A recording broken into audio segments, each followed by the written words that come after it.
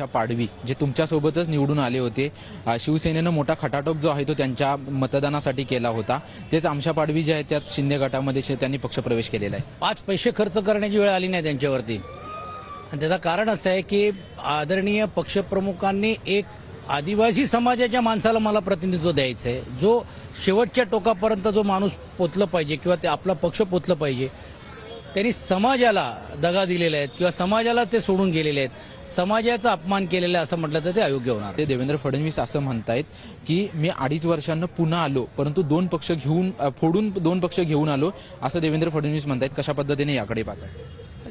वाईट वाटते की आपण महाराष्ट्रातला सुविचाराचा सुसंस्कृत असलेला इतिहास रचणारेपैकी आपण जे काही नेते मंडळी आपण काम करतोय, मग ते त्या काळामध्ये असतील, आम्ही त्यांना खूप जवळून पाहिलेले आहेत, आजपर्यंत असतील। आणि ज्यावेळी असे वक्तव्य ज्यावेळी होतात त्यावेळी त्याचा अर्थ हा नेहमी त्या उद्या भविष्यकाळात आपण कुठे चाललोय आणि उद्या भविष्यकाळ राजकीय पक्षांसाठी विचाराची लढाईची लढणाऱ्यांसाठी काय असणार आहे, मला वाटतं हे सुतोवाचं अशा या वक्तव्यामध्ये होतोय। त्यांचं असं देखील म्हणणं आहे की आदित्य ठाकरेंना आणि सुप्रिया सुळेंना राजकारणामध्ये मोठ्या पदावरती त्यांना घेऊन जायचं होतं आणि परिवारवादामुळे हे दोन्ही पक्ष फुटलेले आहेत।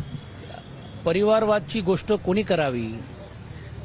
अनेक नावं घेता येतील, पंकजा मुंडे ताईंपासून हिना गावितपासून धोत्रेपासून असंख्य नावं जी पहिली यादीमध्ये झाली, अजून तर तुम्हाला नावाची मी गिनती केली तर हे होणार नाही। कॅमेरामॅन चिगवन सह निवृत्ती बाबर, TV9 मराठी।